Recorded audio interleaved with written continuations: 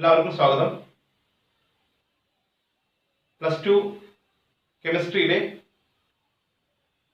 P block elements എന്ന ചാപ്റ്ററിലെ അടുത്ത class ആണിത്. ഇതുവരെ നമ്മൾ സംസാരിച്ചത് ആദ്യത്തെ ക്ലാസ്സിൽ ജനറൽ പ്രോപ്പർട്ടീസുമായിട്ട് ബന്ധപ്പെട്ട ഇനേർട്ട് പെയർ എഫക്റ്റ്, അതുപോലെ തന്നെ ഫസ്റ്റ് എലമെന്റിന്റെ അനോമലസ് പ്രോപ്പർട്ടീസിനെ പറ്റി മനസ്സിലാക്കി. പിന്നെ അതിനുശേഷം വരുന്ന ക്ലാസ്സുകളിൽ അലോട്രോപ്പുകളെ പറ്റി ഓർമ്മിച്ചു. അപ്പൊ അത് തന്നെ ഫോസ്ഫറസിന്റെയും സൾഫറിന്റെയും അലോട്രോപ്പുകളെ പറ്റി മാത്രം. പിന്നെ അതിനുശേഷം വന്ന ക്ലാസ്സുകളിൽ ഓക്സോ ആസിഡുകളെ പറ്റി മനസ്സിലാക്കി. ഓക്സോ ആസിഡുകളുടെ പേരും ഫോർമുലയും സ്ട്രക്ചറും മനസ്സിലാക്കി. പിന്നെ അതിനുശേഷം നമ്മൾ 2 ഓക്സോ ആസിഡുകൾ സെലക്ട് ചെയ്ത് നൈട്രിക് ആസിഡും സൾഫ്യൂരിക് ആസിഡും സെലക്ട് ചെയ്ത് അതിന്റെ പ്രിപ്പറേഷനും പ്രോപ്പർട്ടീസും മനസ്സിലാക്കി. ഇപ്പൊ നൈട്രിക് ആസിഡ് ആണെങ്കിൽ അത് ഓസ്റ്റുവാൾഡ് പ്രോസസ് ആണെന്നും സൾഫ്യൂരിക് ആസിഡ് ആണെങ്കിൽ അത് കോൺടാക്ട് പ്രോസസ് ആണെന്നും മനസ്സിലാക്കി. പിന്നെ അതിനുശേഷം നമ്മൾ ഹൈഡ്രൈഡുകളെ പറ്റി ഓർമ്മിച്ചു. 15ാമത്തെ ഗ്രൂപ്പിലെ എലമെന്റ്സിന്റെ ഹൈഡ്രൈഡുകളുടെ പേരും സ്ട്രക്ചറും ഒക്കെ അറിയാം. 16ാമത്തെ ഗ്രൂപ്പിലെ എലമെന്റിന്റെ പേരും സ്ട്രക്ചറും അറിയാം. അതുപോലെ തന്നെ 17ാമത്തെ ഗ്രൂപ്പിന്റെ എലമെന്റിനെ പറ്റിയും അറിയാം. അപ്പൊ അതിൽ തന്നെ തെർമൽ സ്റ്റെബിലിറ്റിയും പിന്നെ അതുപോലെ റെഡ്യൂസിങ് ക്യാരക്ടറും ഒക്കെ ചോദിച്ചാൽ നിങ്ങൾക്ക് അറിയാം. അപ്പൊ നിലവിൽ ഇത്രയും കാര്യങ്ങൾ നമുക്കറിയാം. അപ്പൊ ഇന്നത്തെ ക്ലാസ്സിൽ നമ്മൾ ഉദ്ദേശിക്കുന്നത് ഈ ഹൈഡ്രൈഡ്സ് എന്ന് നമ്മൾ പറഞ്ഞതിൽ 2 ഹൈഡ്രൈഡുകളെ പറ്റി വിശദമായി പറയുന്നു. ആ 2 ഹൈഡ്രൈഡ്സിന്റെ പ്രിപ്പറേഷനും പ്രോപ്പർട്ടീസും വിശദമായി പറയുന്നു.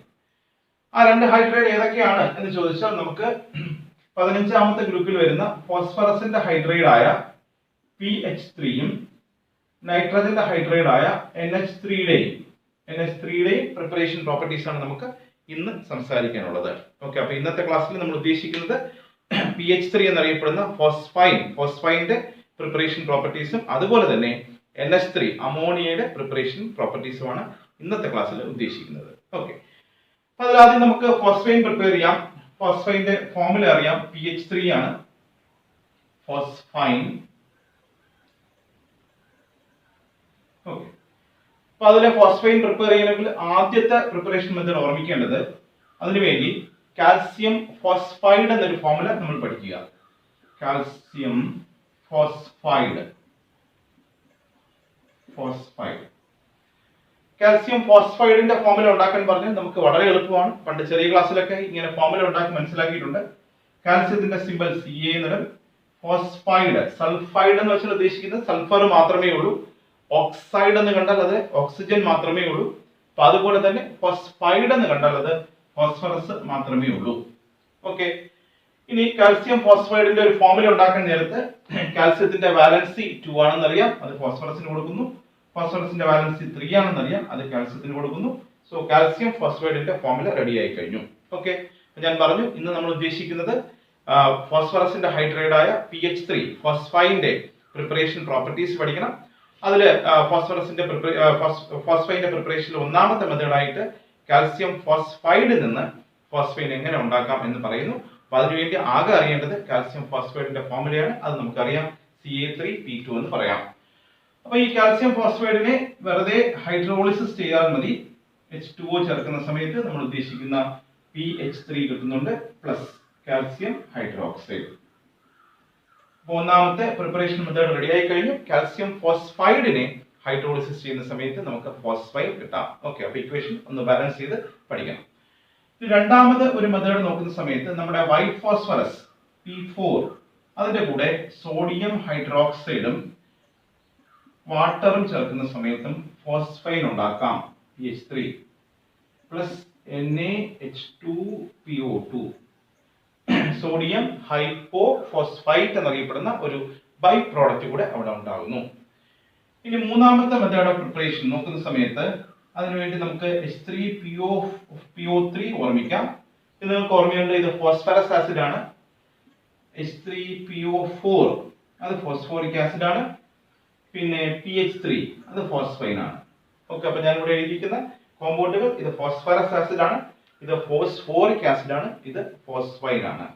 അപ്പൊ ചെയ്യേണ്ട കാര്യം ഇത്രയേ ഉള്ളൂ. ഈ ഫോസ്ഫറസ് ആസിഡിനെ ഒന്ന് ഹീറ്റ് ചെയ്യുന്ന സമയത്ത് ഫോസ്ഫോറിക് ആസിഡും അത് ഫോസ്ഫൈനുമായി മാറുന്നു. അപ്പൊ അങ്ങനെ നമുക്ക് 3 മെത്തേഡ് പ്രിപ്പറേഷൻ നമുക്ക് പഠിക്കാം. ഫോസ്ഫൈഡിന്റെ പ്രിപ്പറേഷൻ നോക്കുന്ന സമയത്ത് ഒന്നാമത്തെ പ്രിപ്പറേഷൻ മെത്തേഡ് കാൽസ്യം ഫോസ്ഫൈഡിനെ ഹൈഡ്രോളിസിസ് ചെയ്ത് ഫോസ്ഫൈൻ ഉണ്ടാക്കാം, അത് ഒന്ന്.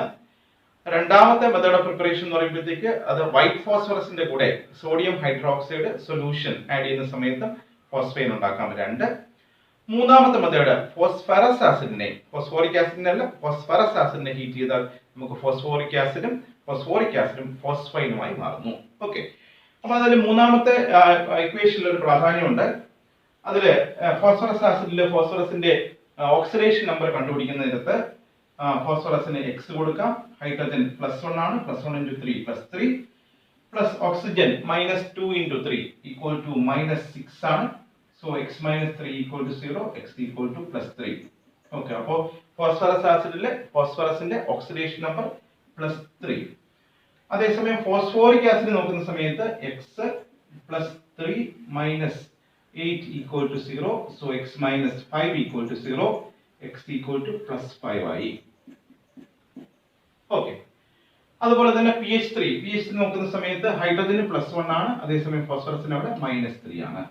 ഓക്കെ, അപ്പൊ ഈ ഇക്വേഷൻ നമ്മൾ സൂക്ഷ്മമായി നോക്കിയാൽ ഫോസ്ഫറസ് ആസിഡിൽ ഫോസ്ഫറസിന്റെ ഓക്സിഡേഷൻ നമ്പർ +3, ഫോസ്ഫോറിക് ആസിഡ് ആകുമ്പോൾ +5, അതായത് +3 എന്നുള്ളത് +5 ആയി ഓക്സിഡേഷൻ നമ്പർ ഇൻക്രീസ് ചെയ്യപ്പെടുന്നു.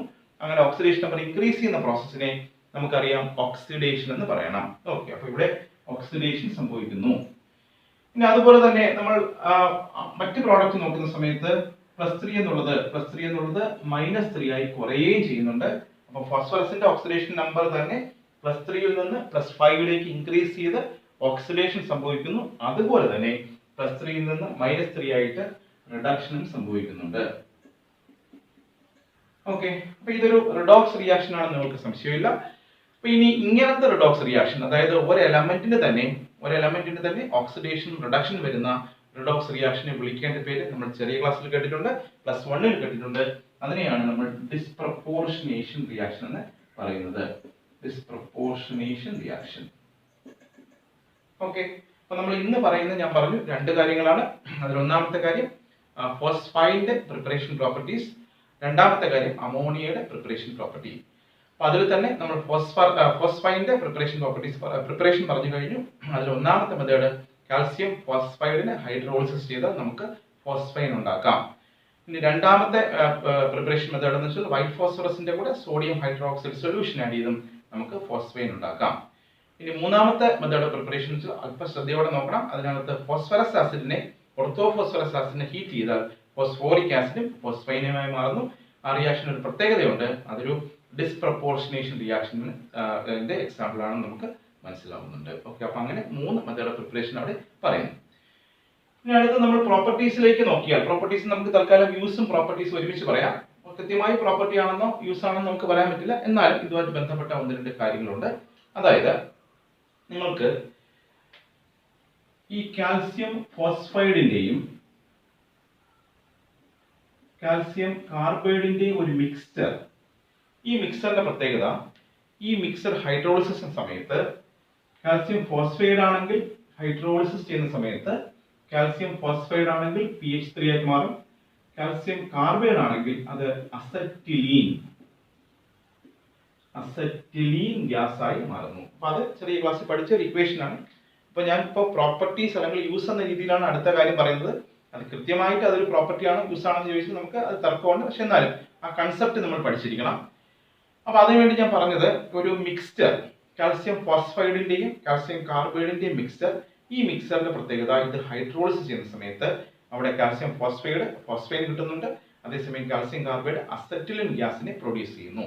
അപ്പൊ ഈ പറഞ്ഞിരിക്കുന്ന മിക്സ്ചറിന് ഒരു പ്രത്യേകതയുണ്ട്, ഇതൊരു ഫ്യൂംസ് പോലെ ഇങ്ങനെ നമുക്ക് പ്രൊഡ്യൂസ് ചെയ്യും, മുകളിലോട്ട് ഇങ്ങനെ ഫ്യൂംസ് പോലെ പുറത്തോട്ട് വരും. ഓക്കെ, അപ്പൊ അതുകൊണ്ട് എന്താണ് പ്രയോജനം എന്ന് ചോദിച്ചാൽ, ഇപ്പൊ നിങ്ങൾക്ക് തന്നെ, നമുക്ക് ആർക്കും പരിചയമില്ല എന്നാലും ഞാൻ പറയുന്നു, ഇപ്പൊ നമുക്ക് കടലിനുള്ളിലേക്ക് കയറി കഴിഞ്ഞാൽ പിന്നെ കര കാണാൻ കഴിയില്ല. അപ്പൊ കടല് എല്ലായിടവും ഒരുപോലെയാണ്. അപ്പൊ നമുക്ക് എവിടെയെങ്കിലും കരയുണ്ടോ എന്ന് തിരിച്ചറിയാനുള്ള ഒരു മാർഗം ഇതാണ്. ആ കരയിൽ നിന്ന് നമുക്കിങ്ങനെ ഈ മിക്സർ ഹൈഡ്രോളിസിസ് ചെയ്ത് വെച്ചിരുന്നാൽ ഇങ്ങനെ ഫ്യൂംസ് ഇങ്ങനെ പ്രൊഡ്യൂസ് ചെയ്തുകൊണ്ടിരിക്കും. അപ്പൊ നമുക്ക് ഡയറക്ഷൻ നോക്കി ആ ഫ്യൂംസ് നോക്കിയിട്ട് നമുക്ക് കരയിലേക്ക് എത്തിച്ചേരാം.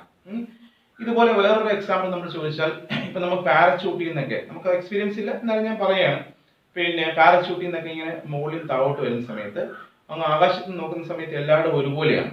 അപ്പോൾ എവിടെയാണ് ആ ഡെസ്റ്റിനേഷൻ ഇറങ്ങേണ്ടത് എന്ന് തിരിച്ചറിയുന്നത് താഴെ നിന്ന് എന്തെങ്കിലും ഇങ്ങനെ പുകച്ച് വിടുന്നത് കൊണ്ടാണ്. ഓക്കെ, അപ്പോൾ ഇങ്ങനെ ഈ പുകയെന്നുള്ളത് ഒരു സിഗ്നലായിട്ട് ആക്ട് ചെയ്യുന്നുണ്ട്. അപ്പോൾ ഇങ്ങനെ അപ്രോച്ചിങ് ഷിപ്പിനൊക്കെ സിഗ്നലായിട്ട് ആക്ട് ചെയ്യുന്ന ആ പ്രോപ്പർട്ടിയെ നമുക്ക് ഹോം സിഗ്നൽ എന്ന് പറയണം. HOLME, ഹോംസ് സിഗ്നൽ എന്ന് പറയണം. ഓക്കെ, അപ്പോൾ ഫോസ്ഫൈനുമായിട്ട് ബന്ധപ്പെട്ട് ഞാൻ ഹോം സിഗ്നൽ എന്നൊരു കൺസെപ്റ്റ് പറയുന്നു. ഹോം സിഗ്നൽ എന്ന് വെച്ചാൽ വളരെ പ്രധാനപ്പെട്ട ഒരു ഐഡിയ ആണ്. അതെന്താണ് എന്ന് ചോദിച്ചാൽ പറയേണ്ടത് കാൽസ്യം ഫോസ്ഫൈഡിന്റെയും കാൽസ്യം കാർബൈഡിന്റെയും മിക്സ്ചർ ഹൈഡ്രോളിസിസ് ചെയ്താൽ ഫോസ്ഫൈനും അസറ്റിലിനും ഗ്യാസും ഉണ്ടാകുന്നു. ഈ പറഞ്ഞിരിക്കുന്ന മിക്സ്ചറിന്റെ പ്രത്യേകത അത് ഫ്യൂംസ് പ്രൊഡ്യൂസ് ചെയ്യുന്നു. ഈ ഫ്യൂംസ് പ്രൊഡ്യൂസ് ചെയ്യുന്ന സമയത്ത് അത് ഷിപ്പുകൾക്ക് അപ്രോച്ചിങ് ഷിപ്പിന് ഒരു സിഗ്നലായിട്ട് ആക്ട് ചെയ്യുന്നുണ്ട്. എങ്കിൽ ആ സിഗ്നലിനെ വിളിക്കേണ്ട പേരാണ് ഹോം സിഗ്നൽ എന്ന് പറയണം. ഓക്കെ, അപ്പോൾ ആ പോയിന്റ് നല്ലോണം മനസ്സിലാക്കുക. ഇനി അതുപോലെ തന്നെ ഇങ്ങനെ സ്മോക്ക് പ്രൊഡ്യൂസ് ചെയ്യുന്നതിന് നമുക്ക് വേണമെങ്കിൽ സ്മോക്ക് സ്ക്രീനായിട്ട്, അതായത് യുദ്ധം എന്തെങ്കിലും വരുന്ന സമയത്ത് പിന്നെ അപ്പുറത്ത് ഇങ്ങോട്ട് പട്ടാളക്കാർ ആക്രമിക്കുന്ന സമയത്ത് ഇത് ഒരു ഫ്യൂംസ് ഇങ്ങനെ പ്രൊഡ്യൂസ് ചെയ്ത് നമുക്കൊരു മതിൽ പോലെ, ഫ്യൂംസിന്റെ ഒരു മതിൽ പോലെ അവിടെ ആക്ട് ചെയ്യുന്നുണ്ട്. അപ്പം അങ്ങനെ സ്മോക്ക് സ്ക്രീൻ എന്നൊരു ഐഡിയ നമുക്ക് അവിടെ വേണമെങ്കിൽ പറയാം. ഓക്കെ, ശരി. അപ്പോൾ ഒന്നുകൂടെ അത് കൺസോൾട്ടേറ്റ് ചെയ്യാം. അപ്പോൾ ഇപ്പോൾ പറഞ്ഞ കാര്യങ്ങൾ ഞാൻ പറഞ്ഞു, രണ്ട് കാര്യങ്ങളെ പറ്റിയാണ് എനിക്ക് സംസാരിക്കാനുള്ളത്. അതിൽ ഒന്നാമത്തെ കാര്യം ഫോസ്ഫൈൻ്റെ പ്രിപ്പറേഷൻ പ്രോപ്പർട്ടീസ്, രണ്ടാമത്തെ കാര്യം അമോണിയയുടെ പ്രിപ്പറേഷൻ പ്രോപ്പർട്ടീസ്. ഓക്കെ, അപ്പോൾ അതിൽ ഫോസ്ഫൈനുമായിട്ട് ബന്ധപ്പെട്ട് ഞാൻ പ്രിപ്പറേഷനിൽ 3 കാര്യങ്ങൾ പറഞ്ഞു. ഒന്നാമത്തെ കാര്യം കാൽസ്യം ഫോസ്ഫൈഡ്, ആ ഫോമുല മാത്രം ഓർത്തിരുന്നാൽ മതി, ബാക്കി എളുപ്പമായിരിക്കും. Ca3P2, കാൽസ്യം ഫോസ്ഫൈഡിനെ ഹൈഡ്രോളിസിസ് ചെയ്താൽ നമുക്ക് ഫോസ്ഫൈൻ കിട്ടും. അതൊന്ന്. രണ്ടാമത്തെ കാര്യം വൈറ്റ് ഫോസ്ഫറസിന്റെ കൂടെ സോഡിയം ഹൈഡ്രോക്സൈഡ് സൊല്യൂഷൻ ആഡ് ചെയ്താൽ ഫോസ്ഫൈൻ കിട്ടും. 2. മൂന്നാമത്തെ കാര്യം ഫോസ്ഫറസ് ആസിഡിനെ, ഓർത്തോ ഫോസ്ഫറസ് ആസിഡിനെ ഹീറ്റ് ചെയ്താൽ അത് ഫോസ്ഫോറിക് ആസിഡും ഫോസ്ഫൈനുമായി മാറുന്നു. ആ മൂന്നാമത്തെ ഇക്വേഷന് പ്രാധാന്യമുണ്ട്. അതൊരു റിഡോക്സ് ഇക്വേഷൻ ആണ്, ഡിസ്പ്രപ്പോർഷനേഷൻ ഇക്വേഷന് തുല്യമാണെന്ന് നമുക്ക് മനസ്സിലായി. ഇനി അടുത്ത് ഞാൻ പറഞ്ഞത് പ്രോപ്പർട്ടീസ് അല്ലെങ്കിൽ യൂസ് എന്ന രീതിയിൽ പറഞ്ഞു. പിന്നെ ഇതൊരു ഹോം സിഗ്നൽ എന്നൊരു വാക്ക് പറഞ്ഞു, HOLME, ഹോം സിഗ്നൽ എന്നൊരു വാക്ക് പറഞ്ഞു. അത് വേറൊന്നുമില്ല, മിക്സർ ഓഫ് കാൽസ്യം ഫോസ്ഫൈഡും കാൽസ്യം കാർബൈഡും ഹൈഡ്രോളിസിസ് ചെയ്യുന്ന സമയത്ത് യഥാക്രമം ഫോസ്ഫൈനും അമോണിയയും പിന്നെ അസറ്റിലിൻ ഗ്യാസിനെയും പ്രൊഡ്യൂസ് ചെയ്യുന്നുണ്ട്. അതിന്റെ പ്രത്യേകത അത് അപ്രോച്ചിങ് ഷിപ്പിന് സിഗ്നലായിട്ട് ആക്ട് ചെയ്യുന്നുണ്ട്. രണ്ടാമതൊരു യൂസ് പറഞ്ഞത് നമുക്ക് എന്തെങ്കിലും വാർ ഒക്കെ വരുന്ന സമയത്ത് ഒരു സ്മോക്ക് സ്ക്രീൻ ഉണ്ടാക്കാനും ഇത് ഉപയോഗിക്കുന്നു എന്ന് പറയണം. ഓക്കെ, അപ്പോൾ ഫോസ്ഫൈനുമായി ബന്ധപ്പെട്ട എല്ലാ കാര്യങ്ങളും തൽക്കാലം ഞാൻ പറഞ്ഞു കഴിഞ്ഞു. ഓക്കെ, പിന്നെ നമുക്ക് സംസാരിക്കാനുള്ളത് അമോണിയയുടെ പ്രിപ്പറേഷൻ പ്രോപ്പർട്ടീസ് ആണ്.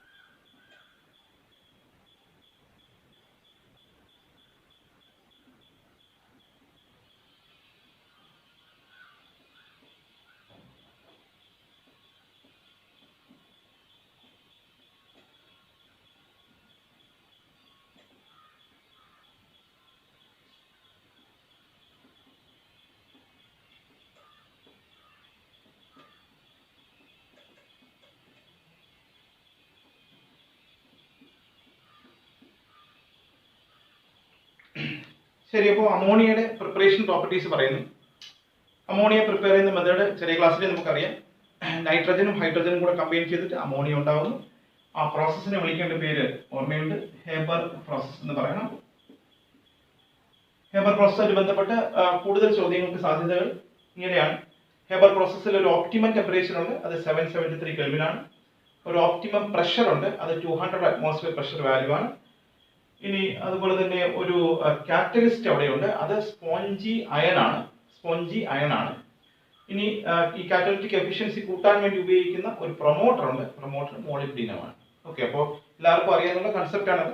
അമോണിയയുടെ പ്രിപ്പറേഷൻ മെത്തേഡ് ഹേബർ പ്രോസസ് എന്ന പേരിൽ അറിയപ്പെടുന്നുണ്ട്. അതിന്റെ പ്രിപ്പറേഷൻ ചെയ്യേണ്ടത് നൈട്രജനും ഹൈഡ്രജനും കൂടെ റിയാക്ട് ചെയ്ത് നമുക്ക് അമോണിയ ഉണ്ടാക്കാം. അതിന് 773 കെൽവിൻ, 200 അറ്റ്മോസ്ഫിയർ പ്രഷർ. പിന്നെ സ്പോഞ്ചി അയൺ എന്ന പ്രൊമോട്ടർ ഉണ്ട്, സ്പോഞ്ചി അയൺ എന്ന ഒരു കാറ്റലിസ്റ്റ് ഉണ്ട്. പിന്നെ മോളിബ്ഡിൻ എന്ന് അറിയപ്പെടുന്ന പ്രൊമോട്ടർ ഉണ്ട്. അത്രയും കാര്യങ്ങൾ അറിയാം. ഇനി പ്രോപ്പർട്ടീസ് ആയിട്ട് നമുക്ക് 2 സിമ്പിൾ പ്രോപ്പർട്ടീസ് ആണ് പറയാനുള്ളത്. അതിൽ ഒന്നാമത് കോപ്പറിന്റെ കൂടെ അമോണിയ ചേർക്കുന്ന സമയത്ത് അവിടെ ബ്ലൂ കളറിലുള്ള ഒരു കുപ്പർ അമോണിയം കോംപ്ലക്സ് ഫോം ചെയ്യുന്നു, അതൊന്ന്. രണ്ടാമത്തെ ഫെറിക് ക്ലോറൈഡിന്റെ കൂടെ അമോണിയ ചേർത്താൽ അവിടെ ഫെറിക് ഓക്സൈഡിന്റെ ഒരു കോമ്പൗണ്ട് ഫോം ചെയ്യുന്നുണ്ട്. അതുപോലെ തന്നെ സിങ്ക് സൾഫേറ്റിന്റെ കൂടെ അമോണിയ ചേർത്താൽ സിങ്ക് ഹൈഡ്രോക്സൈഡിന്റെ ഒരു പ്രസിപ്പിറ്റേറ്റ് അവിടെ ഫോം ചെയ്യുന്നു. ഓക്കെ, അപ്പോൾ എന്നാലും പരീക്ഷ പോയിന്റ് ഓഫ് വ്യൂവിൽ സിമ്പിൾ ആണെങ്കിൽ നമുക്ക് പരീക്ഷയ്ക്ക് ഇതൊക്കെ ചോദിക്കാം. പിന്നെ പ്രിപ്പറേഷൻ അമോണിയയുടെ പ്രിപ്പറേഷൻ മെത്തേഡ് ചോദിച്ചാൽ ഹേബർ പ്രോസസ് പറയാം. ഒപ്റ്റിമം ടെമ്പറേച്ചർ, ഒപ്റ്റിമം പ്രഷർ, പിന്നെ കാറ്റലിസ്റ്റും പ്രൊമോട്ടറും. പ്രോപ്പർട്ടീസ് ചോദിച്ചാൽ 2 പ്രോപ്പർട്ടി പറയണം. കോപ്പറുമായിട്ട് കമ്പൈൻ ചെയ്തിട്ട്, കോപ്പർ കോംപ്ലക്സ് ആയിട്ട് കമ്പൈൻ ചെയ്തിട്ട് blue coloured Cooper ammonium complex form ചെയ്യുന്നു. രണ്ടാമത് ഫെറിക് ക്ലോറൈഡ് ആണെങ്കിൽ Fe2O3 XH2O, അതുപോലെ തന്നെ സിങ്ക് സൾഫേറ്റ് ആണെങ്കിൽ സിങ്ക് ഹൈഡ്രോക്സൈഡ് ഫോം ചെയ്യുന്നു. ഓക്കെ, ഇനി സ്ട്രക്ചർ ചോദിച്ചാൽ ഫോസ്ഫൈൻ്റെ സ്ട്രക്ചർ നിങ്ങൾ നേരത്തെ വരച്ചത് തന്നെ. ഫോസ്ഫൈൻ ആകുമ്പോൾ PH3, അത് പിരമിഡിലായിട്ട് വരയ്ക്കണം. PH ഇങ്ങനെ. അതേസമയം അമോണിയയും പിരമിഡിൽ തന്നെ. ഓക്കെ, അപ്പൊ ആ കാര്യങ്ങൾ കൂടെ ഓർത്തിരിക്കണം. ഓക്കെ, അപ്പൊ ഇന്നത്തെ ക്ലാസ്സിൽ ഉദ്ദേശിച്ച കാര്യങ്ങൾ ഇത്രയും കാര്യങ്ങളാണ്. ഇന്നത്തെ ക്ലാസ്സിൽ പറഞ്ഞ കാര്യങ്ങൾ ഫോസ്ഫൈൻ്റെ പ്രിപ്പറേഷൻ പ്രോപ്പർട്ടീസ്. അപ്പൊ അതിനകത്ത് വളരെ പ്രധാനപ്പെട്ട ചോദ്യങ്ങളുണ്ട്. ഹോം സിഗ്നൽ ഉണ്ട്, പിന്നെ കാൽസ്യം ഫോസ്ഫൈഡ് വാക്ക് ഓർമ്മിക്കാനുണ്ട്, പിന്നെ ഡിസ്പ്രപ്പോർഷനേഷൻ റിയാക്ഷൻ ഓർമ്മിക്കാനുണ്ട്. പിന്നെ അതുപോലെ അമോണിയയുടെ പ്രിപ്പറേഷൻ പ്രോപ്പർട്ടീസ്, ഹേബർ പ്രോസസ്സ്, അതിന്റെ ഒപ്റ്റിമം ടെമ്പറേച്ചർ, പിന്നെ അതിന്റെ പ്രോപ്പർട്ടീസും കൂടെ നമ്മൾ പഠിച്ചിരിക്കണം. ഓക്കെ, അപ്പോൾ ബാക്കിയുള്ള കാര്യങ്ങൾ നമുക്ക് അടുത്ത ക്ലാസ്സിൽ സംസാരിക്കാം.